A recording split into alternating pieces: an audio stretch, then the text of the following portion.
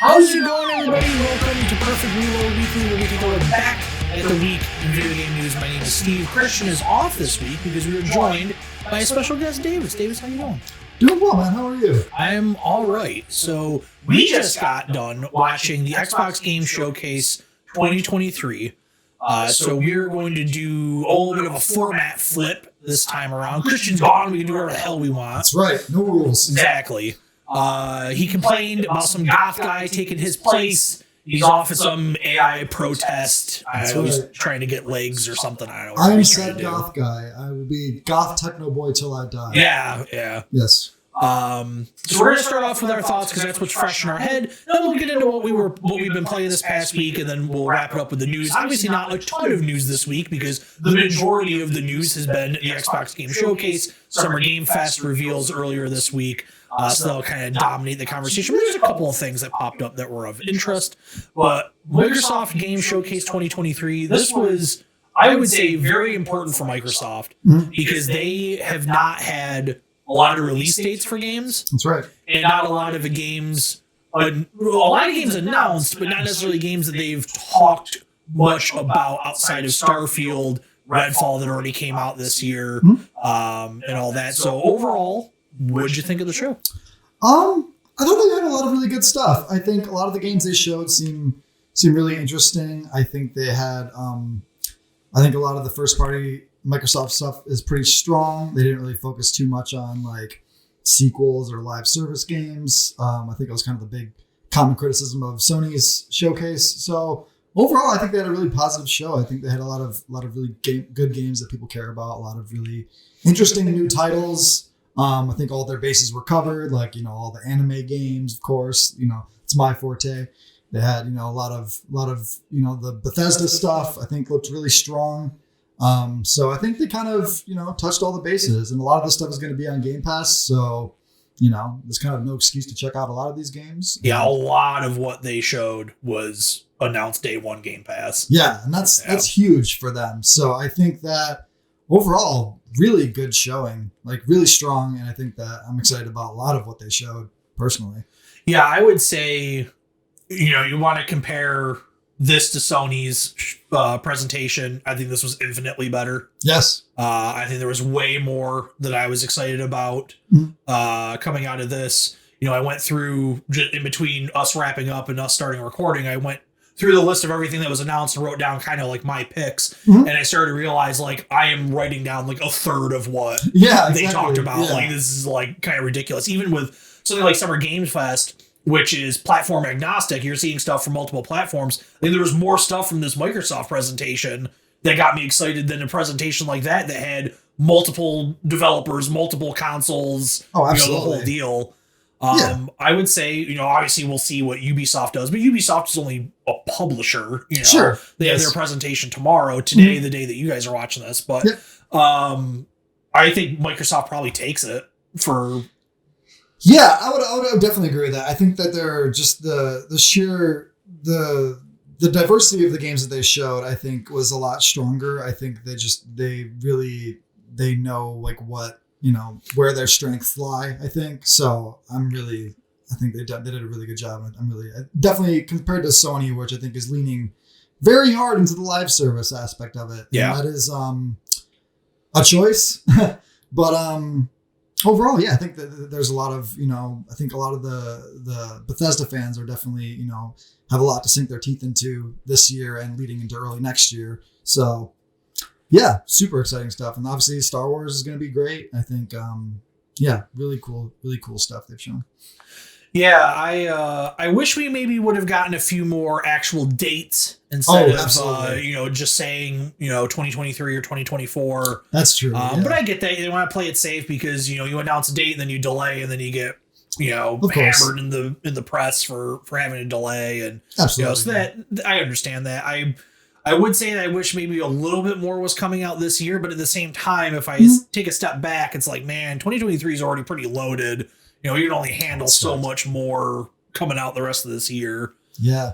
September is looking stacked, and October is starting to get that much more, games coming out too. So there's no shortage of stuff to play. So I think the fact that, I'm definitely okay with stuff being stretched out a bit. Like, I mean, yeah, I think they have a good, the next few months are going to be pretty strong for them because like Xbox so far, their year has been pretty slight. And I think they have a lot of goodwill to make up for after how Redfall turned out. So we'll see how it goes for them. But I think so far, I think this is a really good start to, or at least a really good start for like what's left for the rest of the year for them. Yeah. So I guess we should talk about some of the games that they actually announced. Yeah.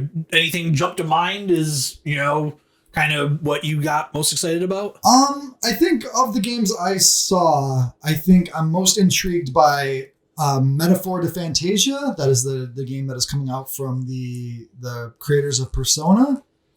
This looks like just the most anime over the top bullshit like I could ever ask for, and that sounds great. I mean, I didn't get a chance to play through some of the newer Persona games, but I've always been like really intrigued by what they do aesthetically. So I think that a lot of what they showed for that game just looks really silly and over the top, and just I think that's going to be awesome. So I'm really excited to check that out. Another thing I thought looked really cool was I thought Clockwork Revolution looked awesome. It looks like the most like shameless BioShock-ish game like I could ever imagine, and I think that's going to be really cool. That looks, it almost looks too much like BioShock Infinite in a way where you're just like, that seems egregious. But yeah, it's definitely a little bit more Victorian influenced. Yeah, very steampunk. But I went back and checked out of curiosity, so that closed the show.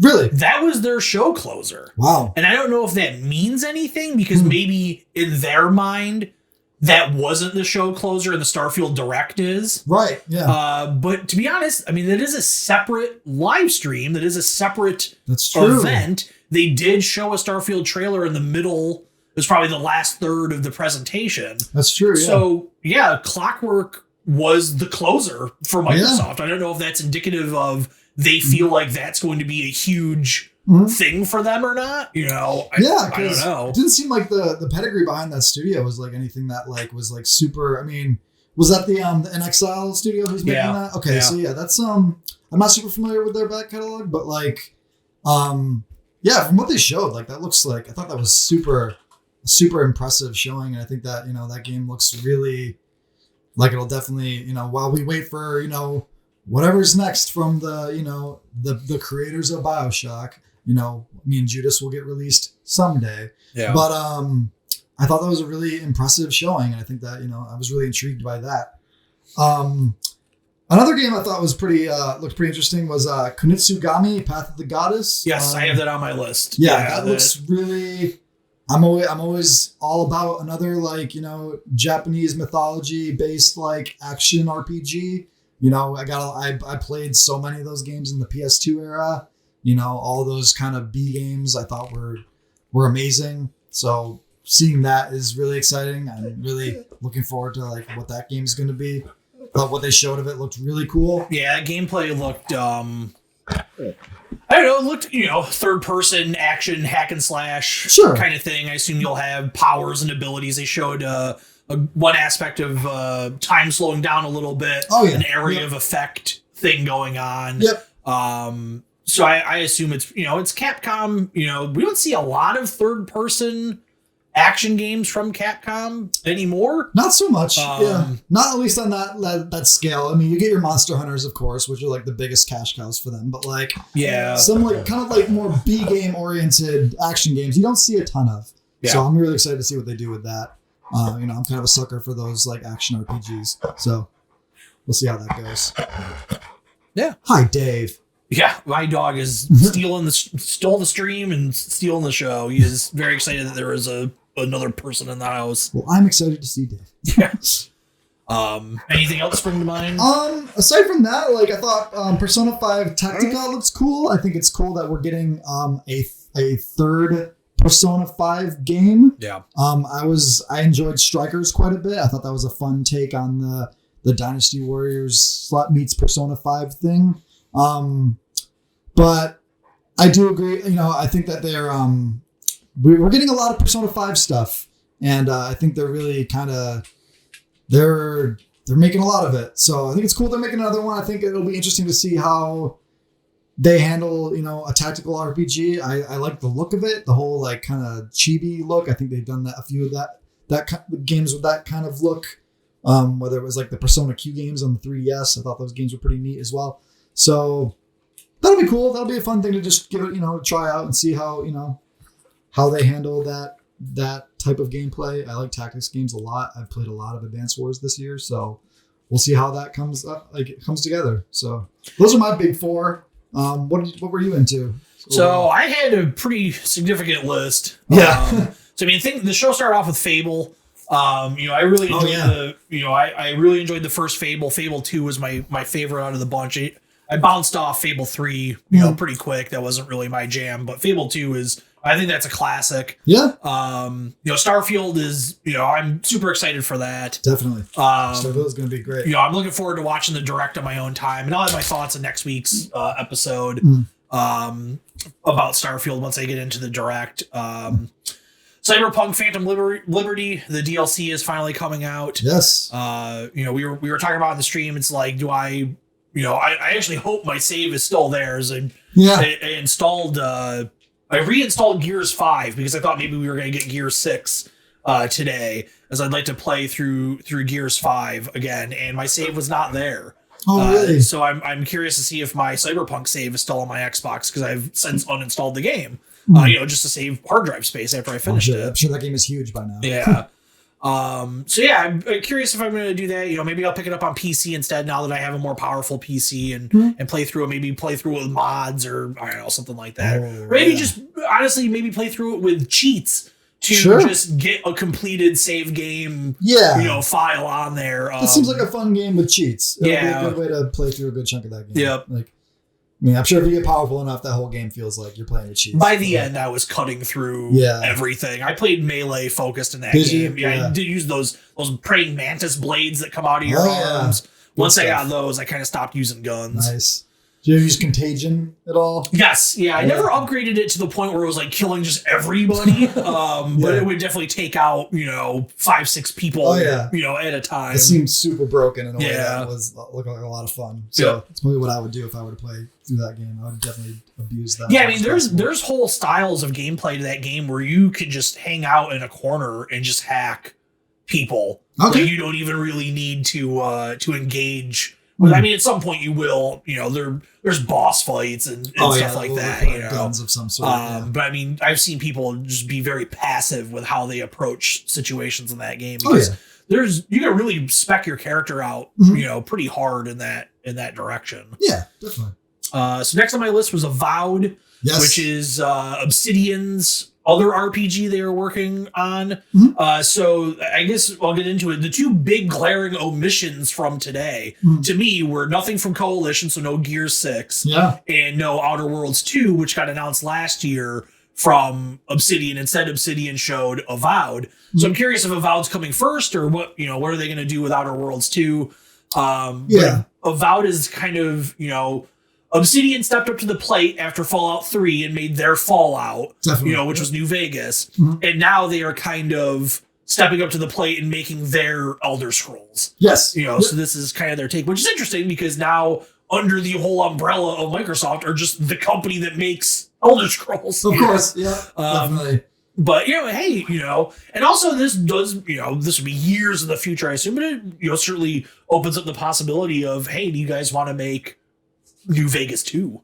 Yeah, something people like that. Really like New Vegas. New Vegas over the past, however many years, 4 or 5 years, has really been propelled to a lot of people's top of their list for favorite Fallout game. Definitely, and I remember that game being broken when it first came out, but I think that the story really kind of pushed people to, that's why people love that game, and people have, that game has endured so much. So I think I thought Avowed looked really cool. I think that, I think that there's a lot of potential there to be a, if it's not something that's like on the scale of like a Skyrim, or I think a lot of people, said that when Outer Worlds came out, that they kind of appreciated the fact that it was a little bit smaller scale and it wasn't this like super massive thing. So I think that actually is something that could, that is a strength of that type of game. So we'll see. I think Avowed looks rad. I think, I just thought it was, I think aesthetically, I think, some of the combat looked pretty interesting. So yeah, I mean, it's not, a full on copycat of Elder Scrolls. There was guns. Yes. You saw somebody that had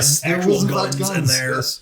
So yeah, I'm curious to see what they do with that. Yeah. Next up, I was surprised this got announced at the Xbox showcase. I figured it would be tomorrow or today for the Ubisoft showcase, but Star Wars Outlaws. Yes. Which is their apparently open world single player Star Wars game. I was reading some stuff in our break between finishing the stream and this where apparently people thought it was going to be like The Division and be like an online co-op kind of thing. I don't know where that rumor came from. I haven't heard that rumor. Do you play as the little creature? Do you play? Is that the co-op character? I guess, yeah. Yeah. So I was like, oh, I didn't realize that was like a thing that people thought. Yeah. I always heard that it was going to be essentially like Assassin's Creed, Star Wars, this open world kind of thing. But at the Ubisoft forward, there will be gameplay. They said at the end of the trailer, they said tune into the forward and see gameplay. So in 24 hours or so from the time we're recording this, we'll have a better idea of what what that game is. Payday 3. Yes. I was a big Payday 2 guy, so Payday 3 has definitely got me excited. We're going to have to force you to play with me. So I will absolutely want to play that game. Just seeing the footage that they showed looked pretty awesome. Yeah. I've always wanted, as a fan of Heat, I've always wanted to play a game where you can do something very similar to Heat. I mean, there is straight up a mission there is a bank robbery mission where you have duffel bags that you were going through in Payday 2. All right, I'm already sold on it. So there's some like really like classic kind of scenarios from Payday 2 that have just stuck with me. There's a jewelry store robbery, which was a lot of fun. There's a nightclub one that I really liked. So I'm looking forward to that. Did they say it was Game Pass? I don't remember if they said it was Game Pass or not. I'm assuming that will be if not, it'll be a $60 game. Which is the original was a full price. Was there a single player component of Payday 2? No, I mean you could play it with bots, probably, but it's not great. Half the fun of that game is just being able to like role play a bank heist with your buddies, Yeah, I mean it is I would say communication is more important in a game like Payday than more so a game like Call of Duty. Sure. Where, yes, in Call of Duty, you could certainly relay information if you're playing like an objective-based game mode like Domination or something like that. Like, hey, let's go to B or whatever. But with Payday, there's like crowd control elements. You have to like tie up hostages. There's like objectives that pop up along the way. Your team is going to get split. Like if you're a bank, you're going to have somebody paying attention to all the hostages. You're going to have somebody paying attention to what the cops are doing. You're somebody cracking the safe. So like, you're not necessarily like together all the time. You kind of need to stay in contact. So it's a lot of fun if you have people that like take it serious. If you're playing with I'm sure that's a game where you want to lay off the goofing. Yeah. But that's cool. Yeah. And then the last two I had, Like a Dragon, Infinite Wealth. Yes. So we were kind of curious because, at the Summer Game Fest, they announced the Yakuza spinoff. Was it Man with No Name? Man Like a Dragon can't remember his name. Yeah. Man Who Erased His Name. Man Who Erased His Name, thank you. Yep. Yeah. And that's back to the classic, Yakuza style Like a Dragon, where it's like a brawler. Yes. Like Judgment. Yes. And we were wondering if this Infinite Wealth is this a spinoff as well? But it turns out this is the next mainline Like a Dragon. This will be the turn-based RPG sequel to Yakuza 7. Yeah, I thought the trailer of the show was a lot of fun. I think, it was fun to, see just. It definitely it implies that he is waking up in America. Yeah, it definitely seemed like America, or at least an English-speaking tropical country. Yeah, so some sort. Because I've played. I've not finished most of the Yakuza games, but I mean, almost all of the ones I've played have been set predominantly in Japan. Yeah. So I think that them actually taking a stab at taking a Yakuza game taking place in America is a bold choice. I think that opens up a lot of pretty amazing fish out of water scenarios. So that'll be exciting to see. I think that's a really cool idea. That'll make that series feel more. I mean, it's a fresh take on the series. So I think that'll be exciting to see. The game looks great. Yeah, And then the last one for me, City Skylines 2. Yes. Which was already announced, but it got its release date. So I am excited for that. I never got into the first City Skylines. I had some issues running it on my computer. And by the time I was like, I'm kind of in the mood to play a game like that, it was earlier this year. They announced the sequel is coming. I was like, all right, I'll just wait until the sequel is coming. Paradox has announced a couple of things recently that I'm interested in. They announced a Star Trek game earlier this week that I'm wondering what it is, because it is showing. No, it's not like original new Star Trek characters. It showed like Captain Picard. Yeah. And if it's a Paradox like 4X real strategy game set in the Star Trek 1990s universe, I'd be super into that. That sounds all right. Yeah. The City Skylines 2 trailer I thought was a little odd. It seemed city builders are always very antiseptic looking, very hospital clean, very sterile. Yeah, sterile kind of thing. And this was a little bit too much on that for me. I hope it has a little bit more personality for sure to it, because you can only get so much enjoyment out of looking at charts and graphs. Yeah, and, you want to have Godzilla come through and destroy a skyscraper. Yes, or I assume on the Skylines 2 port to Super Nintendo will be Bowser. That's right. Yes, that'd be perfect. Giant Bowser coming through. And, yes. To your point though, I think it is. There's something to be said about having a very sterile, clean experience with building a city and stuff. But there's also something you want to have the fun goofiness of it, like a Sim City of sorts. But I mean. The SimCity launch, which I believe is a decade ago at this point, was so rough that City Skylines came through and kind of saved the day there. So I think you could not play the game. You could not. Yes, I tried. It took me. I'm trying to think. I bought the game. I got to the store to get it at 10 a.m. the day it came out, and I don't think I played for 2 days. And then EA ended up giving you a game. That's how I got Dead Space 3. They gave everybody a copy of a free game to make up for it. Was Dead Space 3 your only option? I think there's 4 options. Okay. And I think I either owned or was not interested in the other ones. I wasn't even interested in Dead Space 3, but out of the ones that they offered me, I was like, well, maybe I would play this eventually. So that was what I picked. Definitely. But I think City Skylines 2 looks really cool. I mean, if it does come out on Switch, I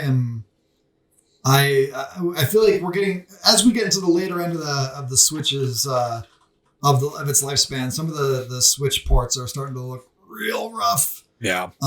So if it does come to that, I'll be curious to see how that runs. But overall, I think that game looks neat. I think it's really good. I'm curious to see how that game will run on a really high end PC. I think. We're kind of long overdue for a sequel to that game, or just a new city builder in general. So I looked it up real quick because obviously news is coming out about everything that got announced. City Skylines 2 is officially announced for the PC via Steam, the Xbox Series X and S, and PS5. Okay. So no Switch port as of now. Okay. So that'd be a bold choice to put that on Switch, and that game looks rad. Yeah. So before we wrap up the Xbox Game Showcase, anything else you want to talk about with what you saw?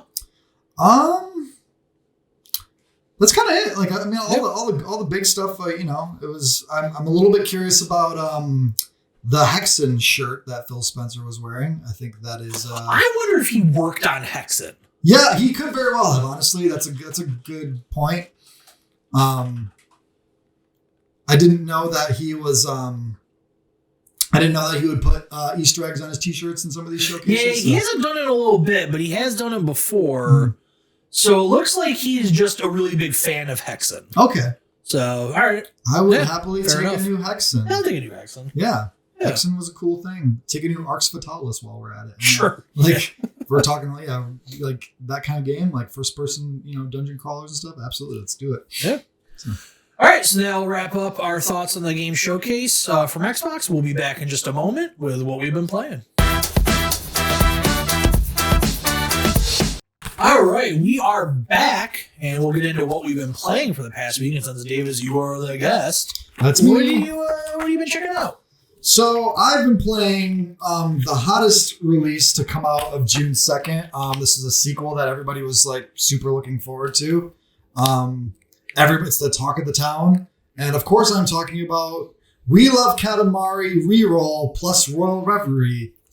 This is available on PS5, PS4, Xbox Series S and X, Xbox One, Switch, and PC. What are you playing it on? I'm playing it on PS5. PS5? And it is so this is a remake / remaster of We Love Katamari, which came out on the PS5. This is the second like remake / remaster that they've done. Katamari Damacy Reroll came out in like 2018, pretty much on everything as well. So if you're not familiar with what Katamari Damacy is, or what We Love Katamari is, you play as the prince, and you have a Katamari, which is a big sticky ball that you use to roll up every object in an environment. And then that Katamari at the end of your mission is turned into either stardust or turned into a planet. You're doing this all for your dad, who is the king of all cosmos. So this game has a lot of interesting things with in comparison to the first game, which like had a story of sorts, but you're just kind of like, the story of the first game is like you're the king of the cosmos accidentally just like removes all the stars from the galaxy because he was in a drunken stupor and he just decided to like, he accidentally removed all the stars. So is it really the explanation in that game is because he was drunk? Yep, that's the explanation. Okay. All right. So he decided to task you, his son, with going down to Earth and rolling up a bunch of objects and turning that into stars, so we could like repopulate the cosmos. So this game, the story takes place. It's a bit more self-referential. It takes place after the events of the first game, but it's the king of the cosmos kind of being referential, being like, oh, the first game was so popular, so it's kind of like this like fourth wall breaking story. And but it also gives you a little bit more backstory into like his upbringing, and it gives you more backstory into like how he came to be the king of the cosmos and like his dad and all this other stuff. So there's a lot of cutscenes there that go into it. But mostly these missions that you're taking on are for like the fans of the first game, and they're just like, oh, I want to get a Katamari. I'm such a fan of the first game. So it's interesting in that regard. I'm really enjoying my time with this remake. Overall, I think it is a very faithful port. It looks really nice on a PS5. The load times are like extremely short because it takes a lot of time to load in a lot of these bigger environments as you progress in the levels. I will say that there's a fair amount of like object pop in, like even on a PS5. I mean, this is very much a port of that PS2 game, so there's probably only so much you can do. Definitely, yeah. It's still, I mean, the frame rate is definitely like much better, and but a lot of those textures are still it's still very much that game. But overall, I think they did a really good job with just bringing this to. I mean, you haven't been able to play this game elsewhere. It was only kind of locked to PS2, so now that you can actually play it, and I think that's great. There is some additional content that they put in the game. There are a few missions. This is the Royal Reverie like content that they mentioned in the title of the game, where you play as the king of the cosmos, a little tiny version of him to rolling up the Katamari. But most of these are pretty like they're just kind of remixes of the levels that are already in the game. So a lot of this the additional content feels pretty slight. But that being said, the core gameplay is still just as rock solid as ever. And I think that it's aesthetically, it looks very nice. I think the music, Katamari games have been known for like their amazing soundtracks, and this is no exception. I think you get a lot of like J-pop and Shibuya Kai and a lot of just, like a lot of fun like folktronica stuff, and really diverse and really fun soundtrack that is, that definitely has stood the test of time for sure. But yeah, that was that's We Love Katamari Reroll plus Royal Reverie. That rolls off the tongue. So did you play all of them like as they were coming out originally? Yes. Yeah. So there have been several Katamari games over the years. I think the most recent new one we got was I believe it was Katamari Forever for the PS3. I was gonna say it's been a while. It's been a very long time. And those games are good. I think at some point it just kind of became diminishing returns. There was a PSP game called Me and My Katamari, which if you don't know, Katamari Damacy, the main control scheme is the fact that you use both analog sticks to like, it's like if you push both analog sticks forward, you move forward and vice versa. And like you kind of, when you pull one back, you turn in that direction. So when they put it on the PSP and you only have the one little nub analog stick thing, they had to map all the controls to the face button. So it was a choice, but it worked. It worked fine. But like, over the years, it just became a kind of a matter of like diminishing returns. And so I think, it was a good idea to kind of bring these older games into now because in my opinion, I guess this is kind of a consensus among the fan base of these games, we love Katamari as the best game in the franchise. And I think that still holds true. It's definitely the one I put the most time into. So I think it's really cool to be able to play this game again. Like it's just as good as I remember it. And I think I think it's a lot of fun.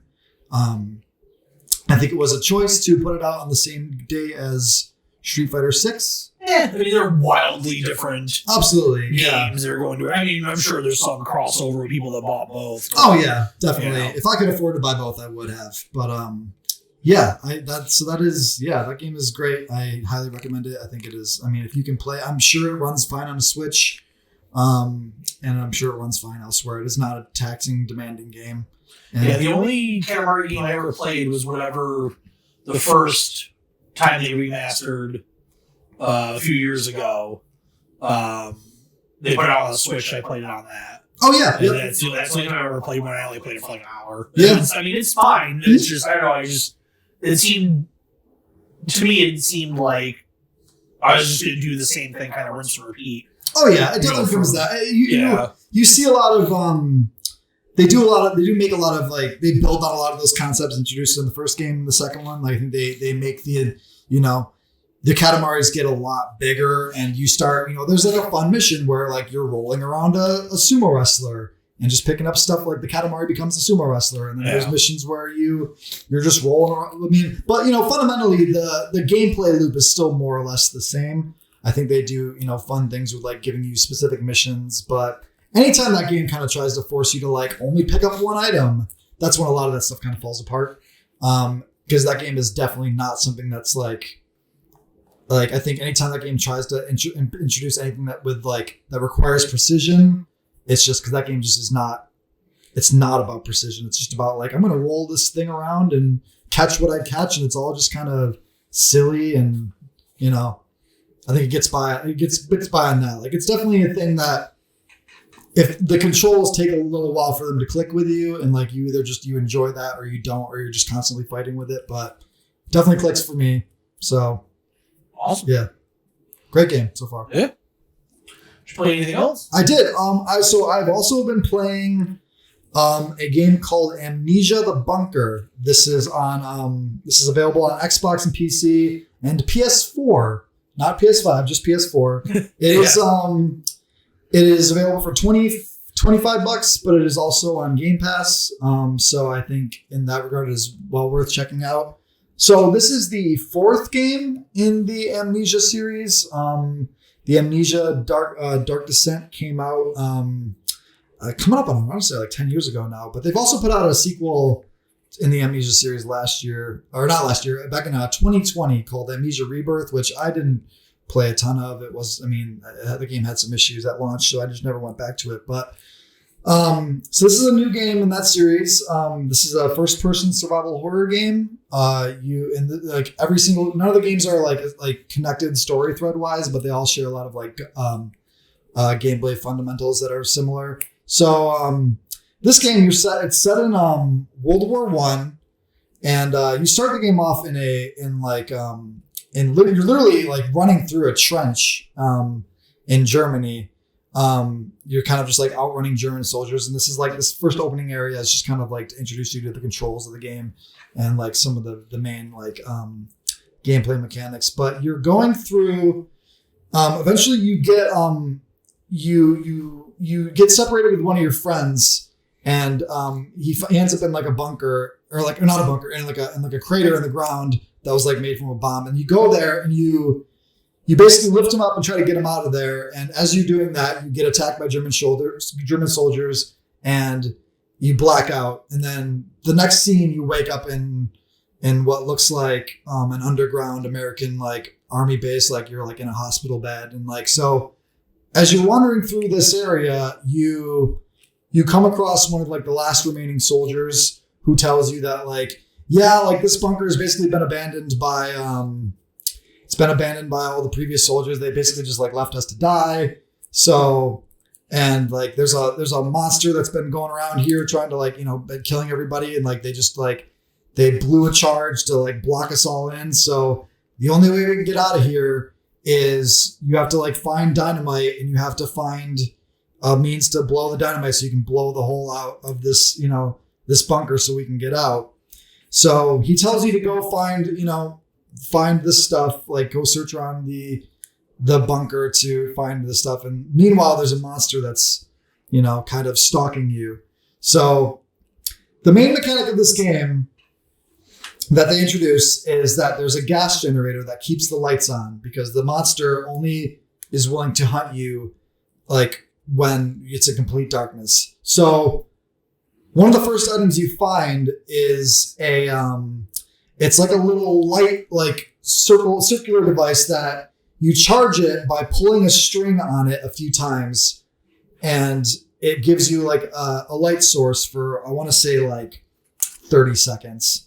But one of the main mechanics of this game is that like everything you do generates noise, and the monster will hear it. So it kind of becomes like this matter of like you're constantly putting yourself in harm's way by like charging up this light source. So you find yourself wandering through these environments to find items to kind of like give you context clues for how to, how you're going to find the detonator for the dynamite, and how you're going to find like weapons to defend yourself, find more fuel for the gas generator, because you initially find fuel to put into the gas generator. And when you do that, you have a device you have a stopwatch that you're constantly looking at to gauge how much time you have left in the gas generator. So it becomes this constant loop of like, all right, pour gas in the generator, and I time the stopwatch to see how much time I have left. So like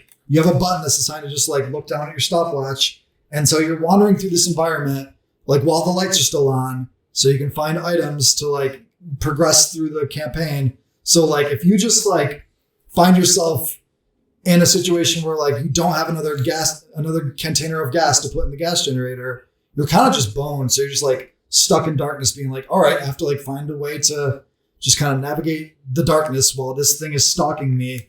And like my only light source is this like thing that makes noise and draws. So combining all these together, it's an overwhelmingly like stressful experience. It sounds like it is incredibly stressful. So how big is the area that you're in? Like, I would say it is about the size of like, I would say it's no bigger than like,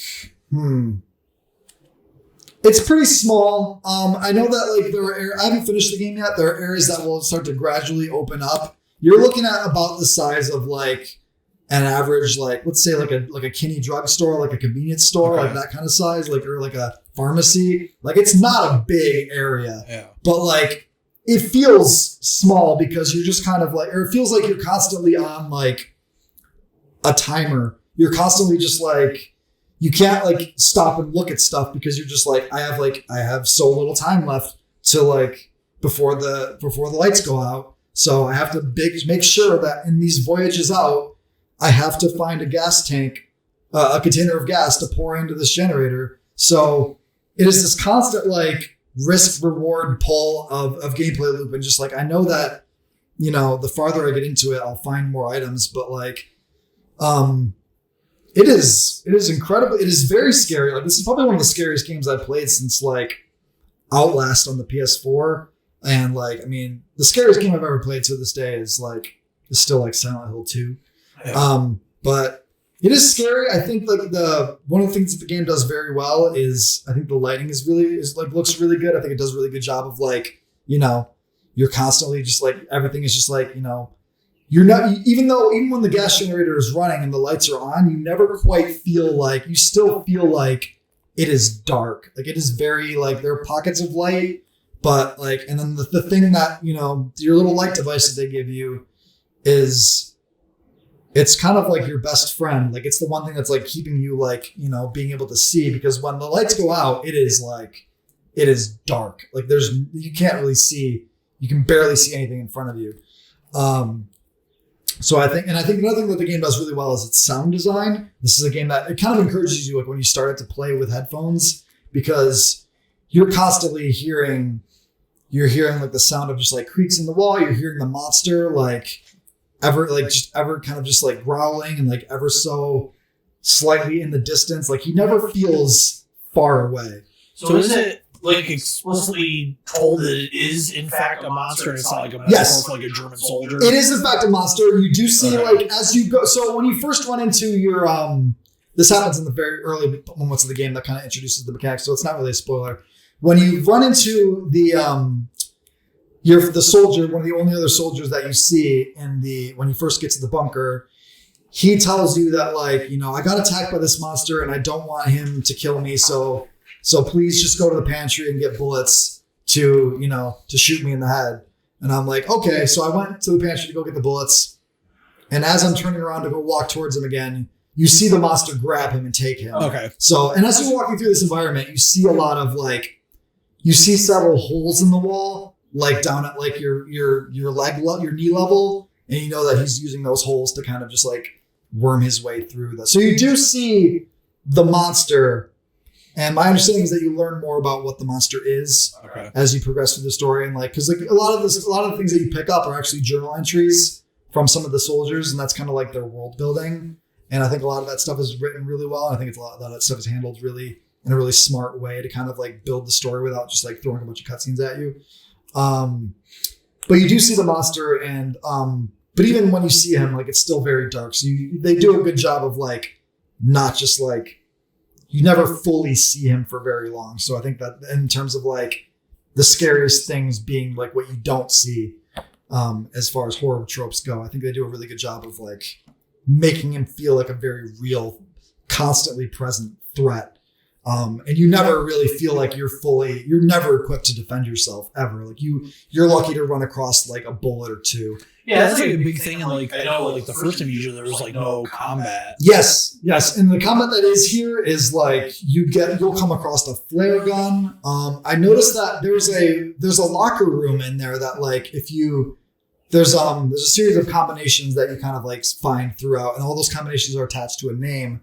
So, and there's a locker room where there's lockers full of stuff that you can like see through them and see what's in there. And one of the lockers has shotgun shells in it. So I'm like, okay, maybe you'll get a shotgun. But even then, I feel like the amount of bullets you get are so minuscule that like I'll probably be lucky to ever come across circumstances in the game where I will actually shoot this monster. And I wouldn't want to, because I feel like all the journal entries you're seeing are also saying like, you know, if you shoot this thing, it's just going to piss him off and he's going to come back angrier. So don't bother. Yeah. So, yeah, I think it's incredibly atmospheric. And my understanding is that it's also fairly short, because I would not want to play a full like 10-hour campaign of this game. So, just considering how stressful it is, but like, it's probably like somewhere between 5 and 6 hours. I do want to finish it. But it's something that I definitely feel like I want to play in short bursts because of how stressful it is. But I think it's a really good, if you're looking for like a really solid like survival horror experience, I think this is very much a great one of those. This is one of the better ones I've played in a while. But I just think that if you startle easily, or if you're just like stressed by like inventory management, or stressed by just, you know, constantly being in the dark. Yeah, this sounds like the absolute opposite kind of game that I would ever want to sit down and play. Yeah, no, for sure. It is. If survival horror games are not your thing, this is the opposite of something you should ever play. Like, yeah. But I think, you know, it's on Game Pass, so I think that's also a really big selling point of it, and I think that it's at least worth a look. I'm playing it on a Series S. I think it looks really nice still, despite some of the. I think this, like the way that the controls are bind are really kind of are interesting, and in a way that it seems like it would benefit the most from being play it on a PC. I think a lot of some of the compromises they make with the controller, it's all functional, it works, but it's a little, it definitely seems like a game that would benefit the most from being on playing on a PC. So if you're going to play it there, I would recommend checking it out there. But overall, really enjoyed my time with it. I think enjoying is a strange way of putting it, because it is so like, a lot of these survival horror games there's a certain element of it that's just not fun. It's not supposed to be fun because you're surviving, but it is a really good one of those. I think it is very effective and very scary, and it is worth checking out for that. Awesome. Yeah. So those are the two big things I'm playing. Aside from as far as like not new stuff, I'm still putting a lot of time into Advance Wars, and I'm still playing a ton of that, playing a lot of Morrowind still, but those are the two big new ones. I'm kind of just, the big thing I'm looking forward to next is Final Fantasy 16. So I'll be excited. A couple weeks. Yep. So that'll be my next big thing. And I'm really looking forward to checking that out. But those are my two big ones. Awesome. How about you? So I am still playing through Street Fighter 6. Cool. It's only been out for a week or whatever at this point. It's been a really long time since I picked up a fighting game, and I've actively want to get better at playing it, and actually want to go online and play against other people. And I think that the additions that they've made to this game, not just gameplay wise, but to cater to a wider audience, are really, really nice. Cool. Having that World Tour mode, which is a single player mode, I think adds a lot of life to a game like this, especially if you are more casual of a player and you're going to end up going online and just getting destroyed. Instead of being disheartened to the point where you want to flip the game off, you may just find yourself, well, you know what, I've lost 10 in a row. I can just go switch over and play World Tour and do the single player thing and not just constantly get beat up, online. The other control method, the modern controls, I've found some characters work well with it. I will play Chun-Li with modern controls. But when I play JP, who's the other character I've been playing, he's basically impossible to play with modern controls. Oh, really? Okay. So the way he works is he's one of those characters where, depending on what button you press, his attacks will be close, medium, and far. And with modern controls, you can't control that. You just have one button. Interesting. So you can't really do that. Whereas like a Chun-Li or a Ken or a Ryu, where that doesn't matter. You can just have press down and special move to do spinning kick, press forward to do a Hadouken. That doesn't really matter. So they're more accessible in that way. And they do have, when you select a character, it will say that this character is easy, medium, or easy, normal, or hard to play. Oh, really? Interesting. Okay. There's only, if I remember right, I think there's only 2 characters that actually qualify as the easy category. Oh, and then everybody else is split between normal and hard. So who are the 2 easy characters? Do you know? I want to say that Lily is is put as easy. She is the one that is similar to T-Hawk. Oh, okay. The other easy one, I think, is Manon. Okay. Or Jamie. But I don't think it's Jamie, because Jamie has that mechanic similar to if you remember in Street Fighter 4, Hakan would cover himself in oil. Yes. And that would provide buffs to his attacks. Yep. Jamie drinks a liquid. Oh, yeah. And that will put a liquid counter up underneath his health. And then that will trigger things if you drink enough. I don't know if he's actually getting drunk. I don't know if it's alcohol or not. My understanding, I did look into this a little bit. It is not alcohol. It is a herbal tea of sorts. If you drink enough of it, he turns into a demonic form of himself. Cool. So I can't remember if because of that he's listed as normal, but I know Lily is easy. I think Manon is easy as well. She is a ballerina. She has some throws and kicks. I've only played with her very briefly. I keep meaning to try out every single character, but I still haven't done it. Tried Luke? No, I haven't actually. No. Outside of the fact that in World Tour mode you start with his moves. Oh yeah. Yep. But no, I haven't played Luke. I've been really online. It's either been Chun-Li or JP. I played a little bit of Zangief online. Zangief Modern is insane because now you don't have to do that full circle motion to pull off his moves. Yeah. So with the controls, whether you're choosing between modern and classic or whatever, do Do you choose those at the beginning of the match, or do you choose those like at the menu select? Okay. So you choose your character before you play. Okay. So there is no character select screen online anymore. Really? When you enter an online lobby, whether you're doing it from the battle hub or just doing it from the menu, you pick your character and costume and colors ahead of time. Okay. And your control type, modern or classic. There is a dynamic control type that cannot be used online. Oh, okay. I have not even touched it. I'm not even quite exactly sure what it does, but that cannot be used online. It's either modern or classic. And it does not, if you are playing as modern controls, it does not pair you up against only people that are playing modern controls. Okay. That makes also, sense. if you were playing with modern controls, you deal less damage. Which I think kind of sucks. I don't like that. It's an interesting choice. I think that's a weird thing to do to new players. Yeah. Because you're kind of penalizing them for not quickly getting up to speed with the classic controls. Agree. Yeah, for sure. Do you think they're kind of like gently nudging people into classic controls, or just like, you're going to realize very quickly that you can't do everything that you could with a character. Yeah, if you're definitely. In That's modern kind of the controls. impression I was getting as well. You wouldn't be able to do certain combos and things like that. So you learn pretty early on. They do modify it, I will say, because there's like a combo trial mode where you're given these like combos to pull off. You can do that mode with either version of the control. So they do modify it to accommodate for that. Interesting. I think that's really cool that they're putting in a lot of options for people who aren't super into fighting games, or just this is like one of their first times playing a fighting game, and making it accessible to as many players as possible. I think is a really interesting idea, and I think that's smart.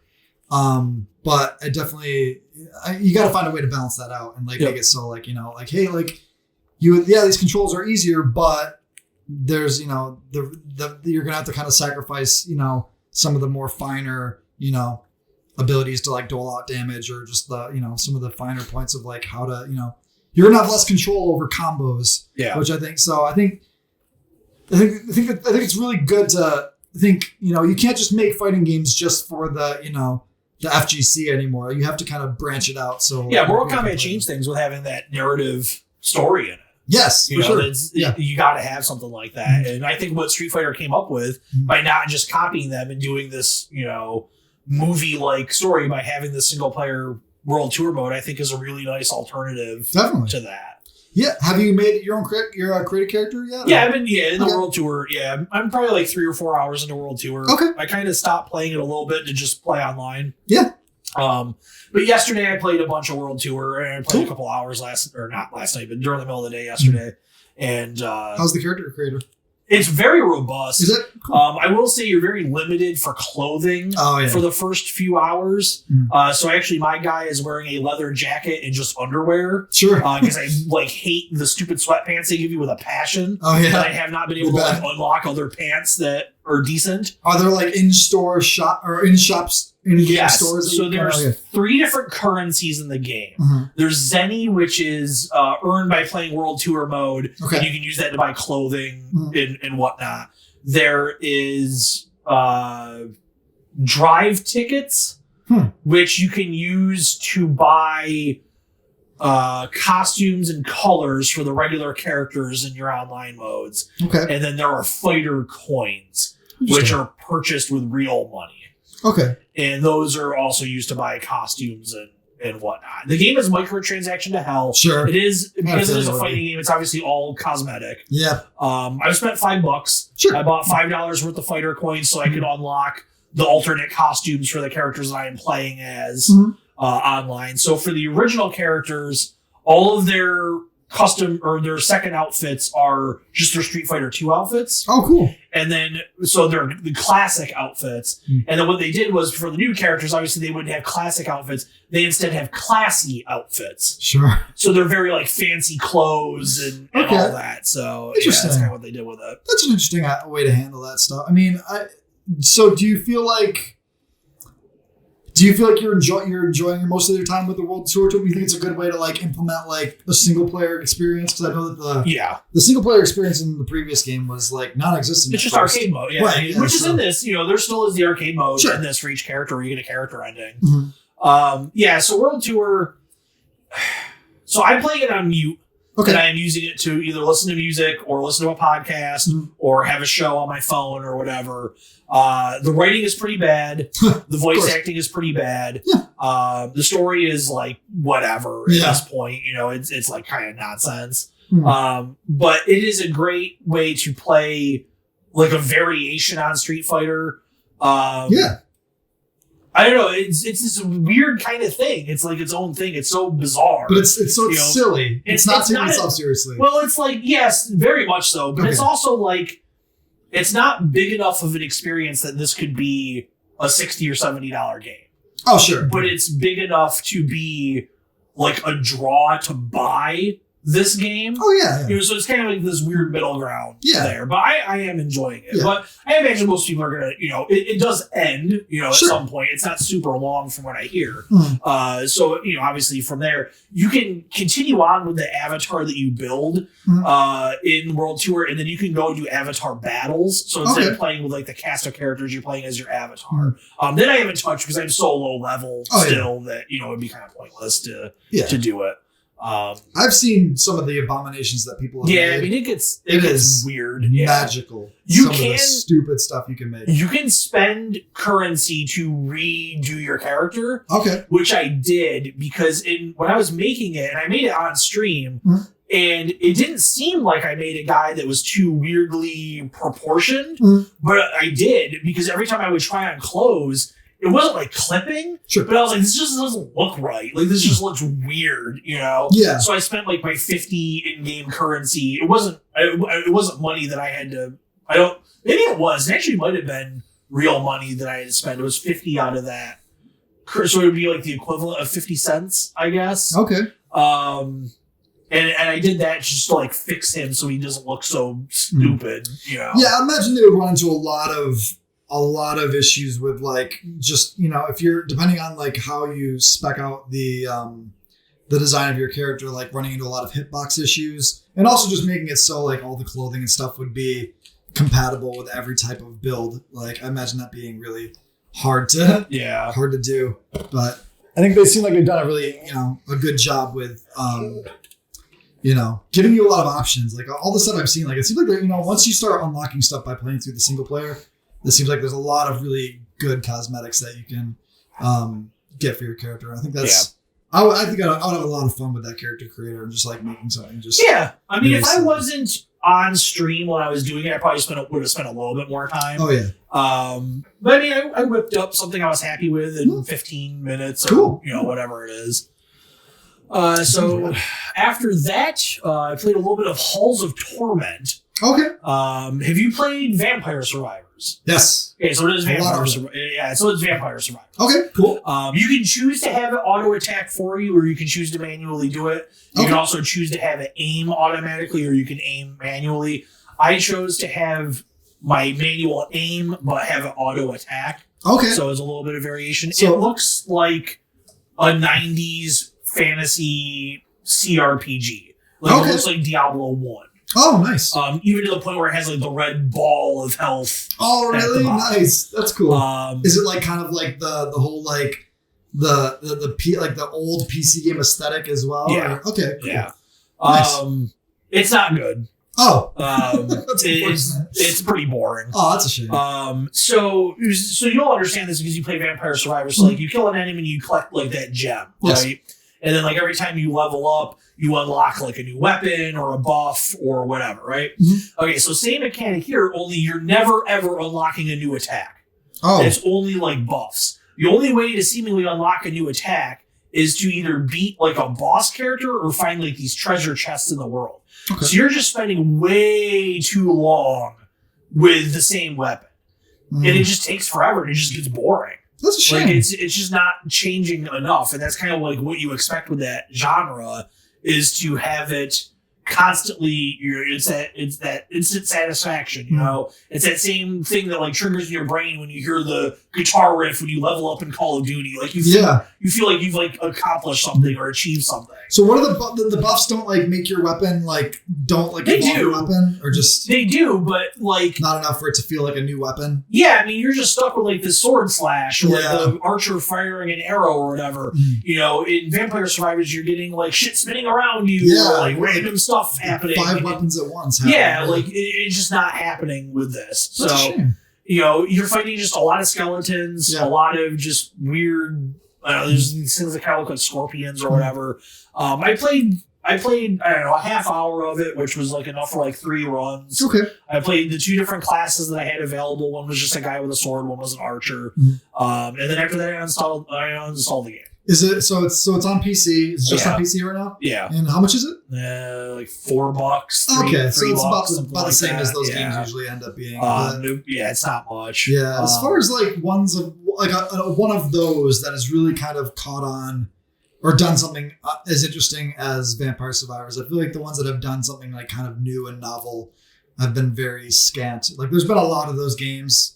The only other one that I've played that I would say could catch on like Vampire Survivors, I hope I don't butcher the name, is Gunlock. Okay.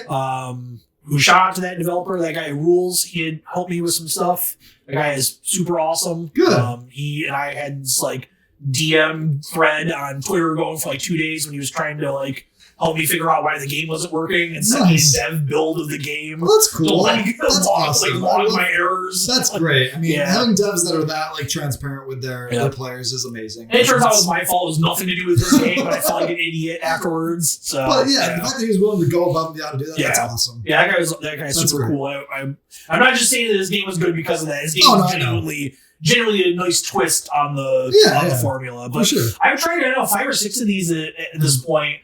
There is one coming out later this year. The name escapes me, but it's kind of like a mix of Vampire Survivors and Geometry Wars.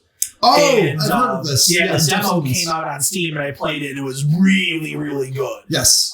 So I'm looking forward to that. That looks, I remember seeing some shots of that and being like, because we have not had a new Geometry Wars in a while. Yeah. And those games are great. I miss those games. I like the aesthetic of that game. Yeah, I love that first one. So that's a shame. And I'm kind of curious if this will catch on at all. Like, I mean, if it's pretty bad, like, I mean, I'm sure. If this becomes popular, I would be fairly surprised that if it does. Yeah. I mean, it's got a cool look, but a cool look's only going to get you so far. Yeah. Well, why have a game that looks like Diablo when you could just play the new Diablo? Yeah, I fucking caved and bought Diablo after work on Friday night after like being in protest that I wasn't going to buy it.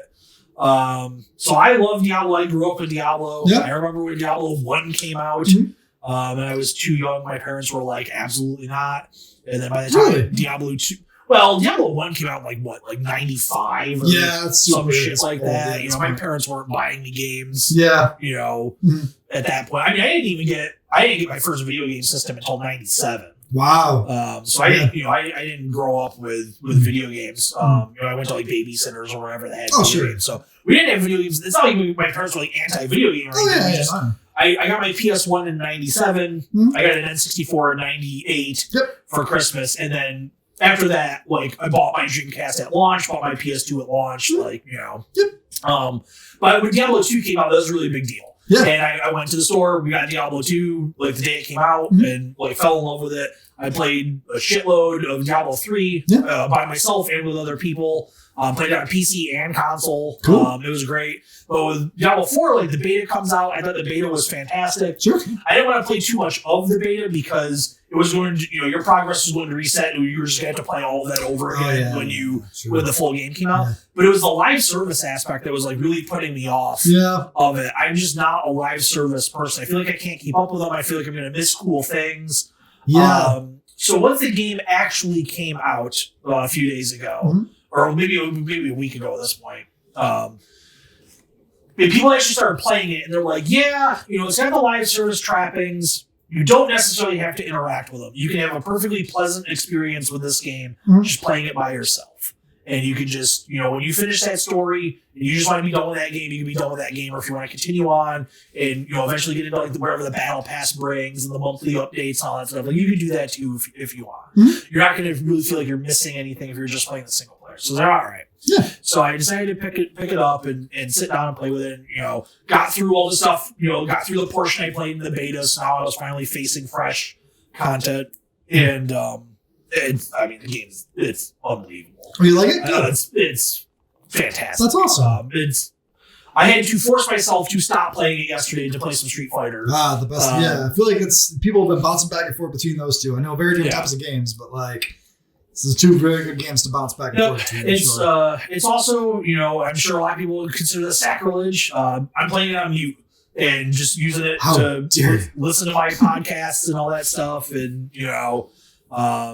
So what are you missing out on exactly? Are you missing out on just like the dialogue? There's voice acting and there's some music. I don't need dark gothic classical music. Sure, like there's enough of that everywhere. I've turned on the volume for cutscenes a couple of times just to hear voice actors, but I got subtitles. Do you feel invested in the story at all? Like, I don't know how much of the stuff carries over from the other games. I kind of was half paying attention. Okay. I had to look up a recap because I missed I was fucking playing Wordle while a cutscene was happening. I was like, oh, sure. what? Oh, devil? Oh, yeah. Oh, fuck that guy. Oh, cool. Oh, I'm a wizard now? Oh, okay, that's great. cool. Yeah. A horse. A horse. So, I'm like half paying attention to it. Yeah. But I ran through my first dungeon, yesterday, which, Jesus, it was long. I was really surprised how long it was. I didn't realize it was a dungeon. It didn't necessarily identify itself on the map as a dungeon. And so I thought I was just going into like an area. And I was just like, man, this is like, what have I got myself into? It's going bad. And then all of a sudden, like facing like a boss and like all this. Okay. Do you feel like the game is scaling pretty well in terms of like as you level up? Because my understanding is that like as you level up, the enemies level up with you. So like you're just kind of, you feel like it's pretty balanced in that regard? Yeah, I faced a few enemies that are like 2 levels above me. In that dungeon, I would say, aside from like the boss, and there's like a couple of named characters you face, I think everybody was maybe 2 levels below me. Okay. So I was breezing through 98% of that dungeon. I only died once, and I only died once because I forgot you can't pause because it's an online game. Yes. I paused to answer a phone call, and then all of a sudden when I turned my attention back to the game, it was like, you died. And I was like, oh shit. Of course. Forgot you can't, and this will happen. So I made my way through an area. I was standing in the middle of nowhere, and I was like, I have to check my phone for something. And then all of a sudden I started getting attacked. It just spawned enemies near me. And I was like, oh shit, that kind of sucks. Oh, yeah. So I was like, man, when can you actually stop and take a look at your loot that you got? I'm just be able to do this casually. But you can't because you're in harm's way at all times. Yeah. So. But I'm really enjoying it. I'm going to, obviously keep playing through it. So the most important question is that did you get the exclusive KFC items? No, so I did the KFC route to get the beta. Okay. I asked them what the cheapest sandwich was that I could purchase to get it. I did not eat the sandwich. Oh, yeah. So I got that, but I have not gone back because I think from what I have heard, you have to buy 3 full KFC dinners to get all the codes and stuff. And buying a single sandwich for a couple bucks that I'm not going to eat, yes, I don't want to throw out food, but I don't have anybody else to give it to. Sure. I'm not going to eat 3. I'm not going to eat 1 KFC dinner. So, I hope the items are awesome. Because if not, then what's the... Yeah, so no, I'm not going to be doing that. There's also a Chipotle Street Fighter thing going on. Terrific. Where they actually will give you, if you buy Chipotle, they will actually just give you the equivalent of the currency that you spend real money on. Okay. That's not too bad. That's far less if you're not getting a cool KFC themed item, like a KFC bucket armor or something stupid like that, then what's the point? Yeah, I guess the armor is nice looking. Sure. It is, so it's KFC theme in name. Oh, okay. But it's not I don't think you're dressed up like a bird or anything like that. I think it's just legit looking armor. There's a store, some of everything is cosmetic. Sure. There's no auction house like in Diablo 3. Some of this shit is very expensive. Yeah. Some of the armor is like $25, which I think is a bit much. That's ridiculous. Yeah, $25 is egregious. I looked through it out of pure curiosity. I have no temptation to buy any of it. So yeah, well, at least that's bless you. Bless you. Are there any things like pretty dramatic changes from 3 that you kind of miss? Or there's no roll. There's no roll. So, wow. So in the original PC, so I bought Diablo 3 at launch, on PC and played through it, not knowing that, I'm not missing it because it didn't exist yet. But when they put it on console, on the right stick, you can just roll your character combat roll. Oh, right. They took that out. Oh. And it sucks. It sucks. It dramatically changed it. It dramatically changed the way Diablo 3 played for the better, and by removing it, it dramatically makes Diablo 4 already at launch play worse. That's really a shame. Yeah. I wonder if that's something they'll patch in. I feel like I don't know. They give everybody a dash, but it's on a 5-second cooldown. Oh, yeah. And then my class, I'm playing Sorceress, has a teleport. Okay, cool. So I missed the roll. Oh, yeah, I'm sure a lot of people do. Especially because my understanding, like, there was no equivalent of that in the PC. No. So they never put it into the PC version in 3, I don't think, even if you were playing with a controller. Interesting. I don't think they ever did. That's kind of shocking that they would, one, put it in the console version of the game at all, but also to take it out is a choice.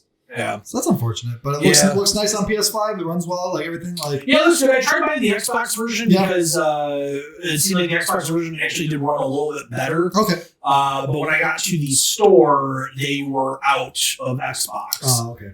And they actually only had 2 copies left. Period. Oh, really? Yeah, for PS5. So I was like, I guess I'll take a PS5 copy is fine. But performs well, looks nice. I haven't had any issues with performance. No glitches, no crashes. Does that any sort of performance modes or anything egregious? It's not super demanding. Yeah. It looks nice. It has HDR. I guess it asks me to adjust my blacks, my whites, and all that stuff. Okay. But the PS5 HDR settings are kind of lacking. Definitely. It doesn't have. There's no Dolby Vision on PS5. Xbox has Dolby Vision, but I can't get it to work with games. And there's, I think PS5 only has HDR 10 and not 10 plus. My television will do 10, but will not do 10 plus. It does Dolby Vision. So I'm happy with that because I'd rather have my TV do Dolby Vision because basically every major streaming service is attached to their cart to Dolby Vision instead of HDR 10 plus. So I'm okay with my games not having it because all the video quality or content I'm watching will. So I'm okay with that. Yeah. But yeah, it looks good. It makes. I always thought Diablo 3 still looked good to this day. Sure. It is night and day when you actually look at them side by side. Oh yeah. So it's kind of interesting to see how far we came. Looking at footage of Diablo 3 recently and being like, that game still looks all right. Yeah, there's nothing wrong being as with good as it is, like it still looks totally fine. Yeah. But yeah. Yeah, so I definitely recommend Diablo 4. It'll $60. $70. Okay. I don't know. I traded stuff in. Okay. So I paid like $30, but I don't remember what. Yeah. I can't remember what the full. It wouldn't surprise me if it was $70. Yeah. Honestly. This year's gonna be tight. I'm keeping my list of everything I've played with. I have like a star ranking for my list for every game that I've played this year to make things easier when I do my game of the year at the end of the year. It's gonna be like just on paper right now. It's gonna be like a 5-way battle, for number 1. Oh yeah. So I'm really curious to see how the rest of the year plays out. There's still good games coming out, and I've still played. It's been a pretty fantastic year for games so far. Like so far my current like favorite game of this year is still the Resident Evil 4 remake. I thought that game was fantastic. I think they did a really good job with that. Advance Wars was outstanding. But yeah, so far just really strong and still good games coming out. Like I have no idea what my game of the year stuff is going to look like, but it is, really good year for games. We're definitely getting a lot of like the games that got delayed through COVID, like now, like a lot of the anticipated stuff. So we'll see how the rest of the year do. Yeah, 2022 for me personally was like one of the worst years in video games because just a lot there were good games that came out, they just weren't games that interested me. Whereas this year is every month there's something that's like right up my alley that's coming out. So it's like, to me, 2023, you know, if the rest of the year goes well, it's going to be like an all-timer, you know, for me at least. Sure. Yeah, it's been a really good, you know, good year for games. Yeah, that's going to wrap up what we've been playing, and we'll be back with a little bit of news in just a moment. All right, we are back. We're going to wrap things up with a little bit of news. Not a lot happens, like I said earlier. You know, we've got you know, all these showcase events going on where games are getting announced. But we will talk about Summer Game Fest, which happened. So if you're interested in Summer Game Fest, I have my full reaction to it up on the channel. It did get edited because I got copyright hit by NBC Universal. So the Twisted Metal thing is missing. It's not great, so you're not missing anything. And then, oddly enough, I got hit for just the Spider-Man 2 trailer, which is very bizarre because that did not happen on the Sony showcase. It was the same gameplay footage. They did not have a new trailer during the Summer Game Fest presentation, so I don't know what happened there. So those are the only two things that are missing. Other than that, is there. Davis, you said that you didn't get a chance to watch the whole thing, but for what you did watch, was there anything that kind of jumped to the front of the line? And also, how turgid were you when they announced the new Sonic? Oh man, I was on just full mast when they announced the new Sonic game. Let me tell you, I was just like, like it was you know, like one of like the generic like YouTuber gamer reaction like thumbnails is just like it was that new Sonic game looks pretty rad. I think that it I think this is not the first time they've kind of tried to do like a modern like 2D new Sonic game. I think, you know, Sonic Generations was like a decade ago now, and that had some ideas. I thought that was a pretty good like modern Sonic game. I think, you know, in terms of like 75% of the modern Sonic games are just kind of abysmal. So I think making a new one of those is a cool idea. It seems like they've got a lot of the Sonic Mania people on board. Apparently it is not. Oh, there's not any of those people on board. It is not the Sonic Mania people are apparently making their own game. Oh, okay. So I was going to ask you what you knew about who's making this, because apparently it is not the Sonic. Oh, I'm surprised they had like no input from those people, because I feel like those are the people who know how to make a good Sonic game. So I think it is a choice to not include them. But if they're making their own thing, that's awesome. I wish them well with that. So the trailer that they showed looked neat. I think it's cool that they're giving you a lot of like playable characters. You know, you got like Tails, Knuckles, Amy. Yeah, it's 4-player co-op. Right. Yes. Yep. So I think there's a lot of potential there. My understanding is that it is a $60 game. So that's gonna be tough. That is a bold choice for a 2D Sonic game. I mean, the last 2D Sonic game they put out was like Sonic Forces, and that was $40. But Sonic Forces is a pretty terrible video game. But like, I think it's cool that they're making another one of those, and they're trying to you can only milk like the Sonic the Hedgehog Genesis nostalgia so much.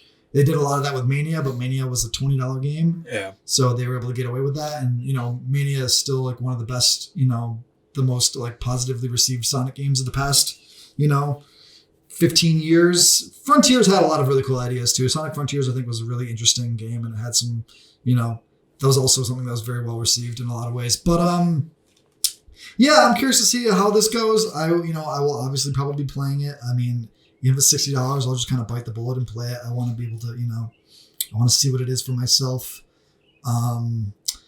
As far as other games in the showcase, I think it was really cool to see more of Mortal Kombat 1. I think Mortal Kombat 1 was it looked great. Sick.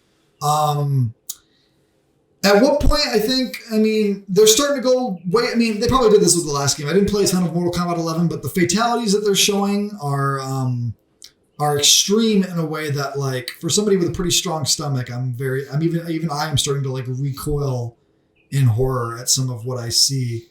And I just imagine working on those games and just having to work with like being able to design some of the really gruesome stuff in that game has got to be taxing just as a developer.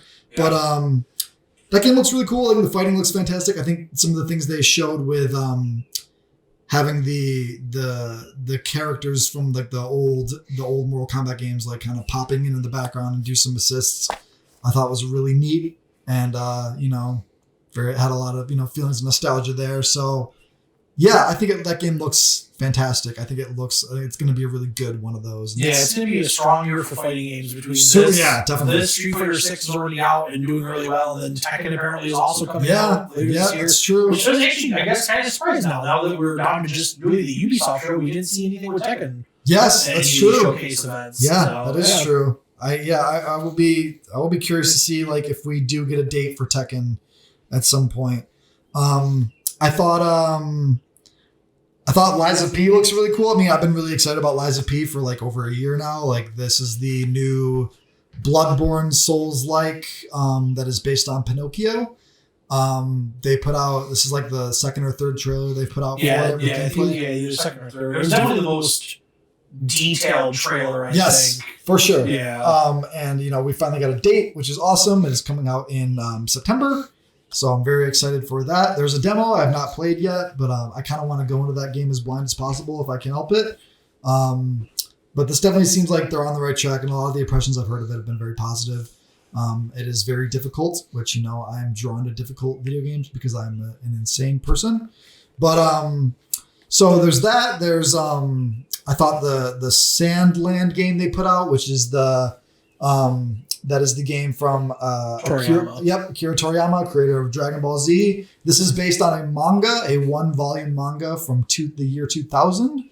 So I thought it was older than that. Yep, it's just from 2000. Yep. So I think somebody's out there. I saw something sort of this was from like 70s. Oh yeah, no. I guess this was like one of his more recent releases, but it's 1 volume, and I think that it is.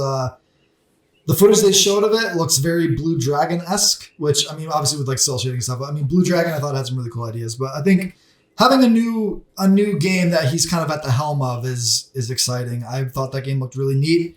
I'm not an anime fan, but I thought that was one of the more interesting thing, kind of a surprising thing. I was not expecting that at all. Or not anime, but manga anime. I don't know, that kind of style. The weeb stuff. Yeah, sure. I got you. But I thought that it looked really nice. Yeah, definitely. It was giving me a little bit of with the guy driving around in the vehicle. It was giving me a little bit of like Tank Girl. Yeah. Vibes. Man. Yeah. Tank Girl game when?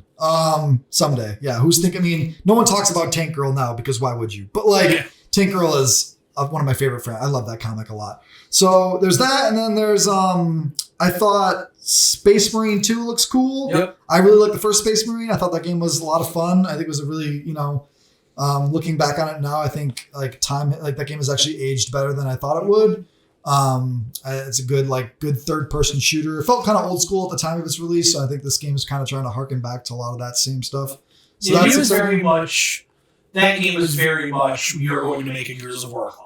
Oh, for sure. Yeah. And I think that it did a good job at it. Felt like, there have been a lot of Warhammer games over the years, but I think that one was like a really, in terms of like making a Space Marine game, a shooter was a good choice. I think that game fits that game really well. And then, Like a Dragon Gaiden, I thought looked really cool. I think it's kind of cool to, go back to those, go back to that protagonist. I think that'll be really awesome to see what they do with that.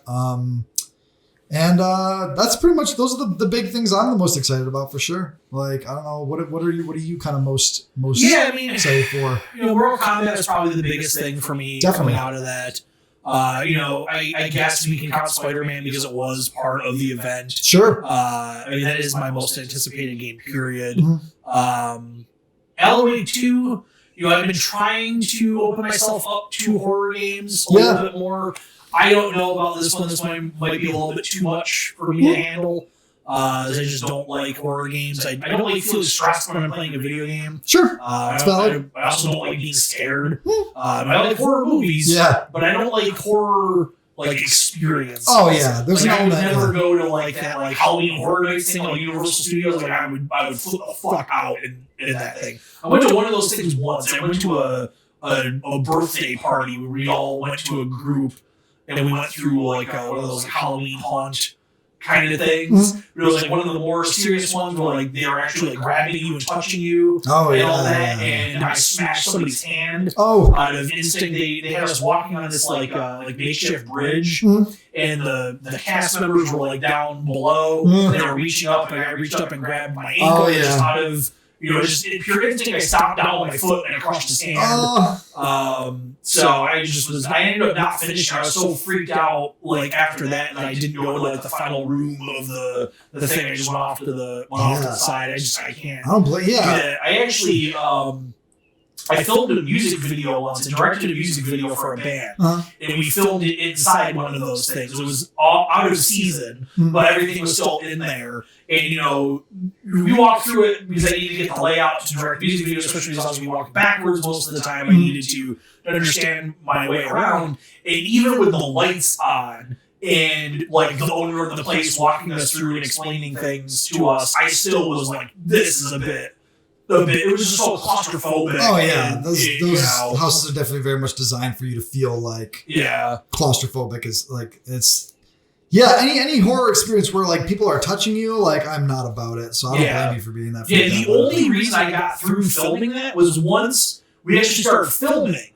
I was, I would like to consider myself a professional. Sure. And I was focused on looking through that camera, making sure I was getting my shot, making sure we was where they needed to be. And it just kind of put the horror aspect out of my mind. Because I think, like, looking through that thing, even knowing how everything worked, he, like, showed us, like, the secret rooms. He was, like, showing us all this stuff. Even if I had gone back as a customer, knowing all the tricks, knowing when things were going, I would have lost my mind. That's fair. No way. That stuff is nuts. Yeah. So that place actually, not to get too far off topic, they actually had some experiences there where you had to sign a waiver. Oh, really? They did this one where they like put you in a car, and they had modified the car where there was like an underground tunnel. And the guy would pop out because the car was parked in a specific place, and so you could go under the ground and pop up through the back seat of the car, and he would like grab you like a chokehold, like drag you out of the thing. You had to sign a waiver to do it. And I was like, oh my god, like there's no way. I could never. Like, and I like horror games a lot, but I think that even that would just be that's too real. That's too much. Yeah, I would definitely. I don't know how I would vibe with that. I didn't play the first Alan Wake, so I was kind of worried. I don't know if I would if this is something I could just jump into, but like they said they have designed it that they don't expect you to have played the first one. Okay. I assume that at the beginning of that game, after you press start, there was going to be a lengthy cutscene. Showing you what previously Alan Wake was. So probably that's a fair expectation for sure. I think that, but I mean, even just seeing footage of that game before I knew it was an Alan Wake 2 game, I thought it was. I thought it looked really neat. I mean, it looks like a survival horror game, so of course... They straight up said they used that term at the Game Fest. They did? Saying it is Remedy's first survival horror game. Okay. So, cool. Yeah, I'm curious if that means like resource management. And maybe the only resource management is just bullets. However they decide to go about doing it. We're also getting that Alone in the Dark game this year, which is also, either this one or next one. It's super soon, so like we're getting a lot of those, which is cool. But yeah, I think that game looks really neat. I think I'm very curious to see how. I mean, I'm always down for a new survival horror game. This is a big year for survival horror games, so gotten 2 remakes, 3 remakes coming up with the Alone in the Dark. So yeah. All right, so our last story to wrap things up was Cyan Studio. They have a new game out called Firmament. Now, Cyan, if people aren't familiar with Cyan, or Davis, you're not familiar with Cyan, they're the people that made Myst. Okay. Which is one of the most iconic video games of all time. Certainly. Yep. In the 1990s, you could not get away from Myst. Not in that bad way. It was just such a big cultural touchstone. Oh, absolutely. CD-ROM drives were new at the time. Right. So a lot of people that were non-gamers were looking to have something for their CD-ROM drive. For sure. And the Rand brothers had made this game. They eventually did a sequel called Riven, and there's some other spin-offs and whatnot. They've been making some newer games over the past decade utilizing Kickstarter to do this. So the reason why Firmament is in the news is because it turns out they used AI to do a lot of stuff in the game. Okay. From let's see, I don't want to misquote anybody here. Sure. But their list for AI-assisted content is journals, logs, checklists, newspapers, stories, songs, poems, letters, scattered papers, backer portraits, founder portraits, sunset paintings, Art Nouveau wallpapers in the dormitory hallways, propaganda banners, coastal spill decal kit, all voiced mentor, announcer, founder, and other speeches, and backer exclusive content. Now, they have since come out and really double down on the fact that this is AI assisted and not wholly AI generated. Sure. So the reason why I bring this up is not because I necessarily think this is a big deal for them to do it. They are a very small team, you know, to help you get, but largely to have, because, you know, you're the first guest I have had on the show. What is your take on this AI stuff making its way in? We have writers on strike in Hollywood right now out of fear that AI is going to take their jobs. Yeah. You know, people are obviously there's massive backlash for artists that are finding that their paintings or their style has been aped and fed into AI generated stuff. You know, now we're seeing it with games. Ubisoft came out and said that they're going to be open to using AI tools to do NPC dialogue and stuff like that. So, kind of, where are you landing on all this stuff? So I think, you know, the thing that a lot of people, you know, have to, you know, remember is that, like, AI is only as good as, like, what you're feeding it. So, like, you know, I think the idea of, like, just, you know, feeding a lot of these, like, AI programs, things made by actual artists who are, like, you know, making things. I think, you know, feeding the AI that stuff without the artist's initial consent, I think that is gross. I think that is, you know, really, I think that's pretty contemptible. And I think that you know, you're getting a lot of, you know, just a lot of art that is, you know, just this, like, Frankenstein monster of all these assets that, you know, you were not given permission to use. And I think all that stuff's gross. But I think, when it comes to, like, using AI assisted assets for, like, I mean, AI assisted is such like it just feels like way too broad of a way to describe, like, you know, because we don't know, like, the extent of, like, how much of this stuff, like, because for all we know, they could have just, like, generated these AI assets and just said, like, all right, like, we were happy with what it spit out. Like, I mean, we don't know the extent of, like, how much they've gone through and edited it to, like, make it more natural, to make it, like, I mean, because I think there's something to be said about using AI to, like, help you get ideas, to help you, like, spitball ideas and, like, kind of, like, just generate some ideas so you can kind of, that can, like, lead you on a path to, like, the thing you want to make that's, like, kind of close to the vision you have for your idea, for your thing, whether it be your art or your script or whatever. Like, I mean, at the end of the day, you're still feeding stuff that's adjacent to, like, the thing that you want to make to this AI so it can help you generate more stuff. I think there's something to be said about that in terms of, like, helping it, using it as a bridge to ideas. I think using it for that is not super, like, it's not a bad thing, but if you're just kind of using it to just, like, you know, using it as, like, a cheap, lazy way to just, like, generate assets and just kind of, like, just, like, fart them out into the game, I think that's kind of, like, that just doesn't seem like it doesn't seem like a good way to it just doesn't it feels kind of, it just feels wrong. It doesn't feel right to me. I understand, like, the idea of, because it still just, it doesn't feel like a satisfying answer to just be like, oh, this is AI assisted. Like, I mean, because for all, I mean, like I said, it could just be something that they just, like, said, like, all right, I guess this looks like stuff that humans would make. Let's just put it in the game. Because from looking at the article, it seems like a lot of the people's, like, a lot of the things that people were upset about with, like, it's a lot of the stuff in the game, in terms of, like, its quality, or, like, whether they felt like was the most, like, spotty or generic stuff, like, all that stuff was the stuff that was made through AI assisted tools. So that says something, right? It says, like, something about the quality of the stuff when you're just kind of, like, leaving this to, you know, to be used by AI. Like, I don't feel like I feel like they're using it in this instance. It shows, like, they're using it a little too liberally. And I think they're using it a little too, like, they're a little too comfortable with leaving a lot of this stuff in the game. granted, if a lot of the stuff like that they're generating, a lot of this like procedurally generated stuff, like whether it be journal entries or whatever else, like a lot of that stuff takes time to make, and like it takes resources to make. It takes manpower and money that they may not have. This is a smaller scale thing. Like all that stuff makes sense, but I think being more transparent with like the people who are helping you fund this game is the most important thing here. And I feel like a lot of this, like, to kind of come out after the fact and be like, oh yeah, a lot of this stuff was AI assisted. I think that's the part I definitely take issue with. I don't think that's really like, I think that's a really that's a bad way to handle this. I think they did not do a great job of communicating that with the people who are help funding this game. So I don't necessarily, my feelings about using AI to generate assets for video games is very mixed, but like, I think that, there's a very fine line between like using it to assist you and using it to just straight up like whole cloth. Like this is not the first game to use like AI assisted assets. I know High on Life did a lot of that stuff as well.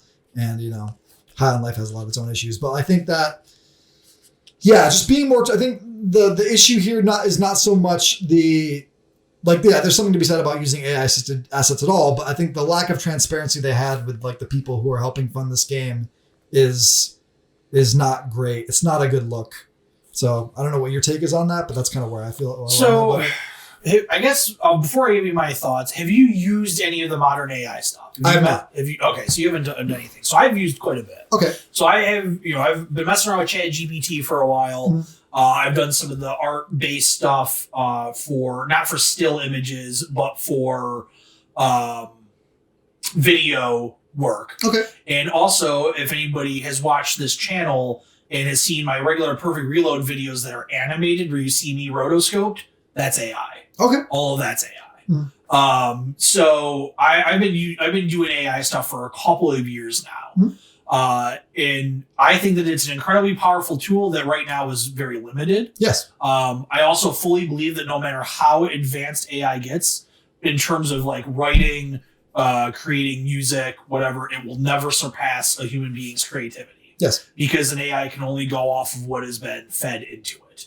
As it stands right now. Obviously, if that changes, they start thinking for themselves. We're in Terminator mode at that point. So what does it matter? Yeah. But as it is right now, because ChatGPT only has stuff fed into it until like 2020 or 2021. So if you ask it a question about something that's happening right now, it'll spit back out and be like, I don't understand the reference. Oh yeah.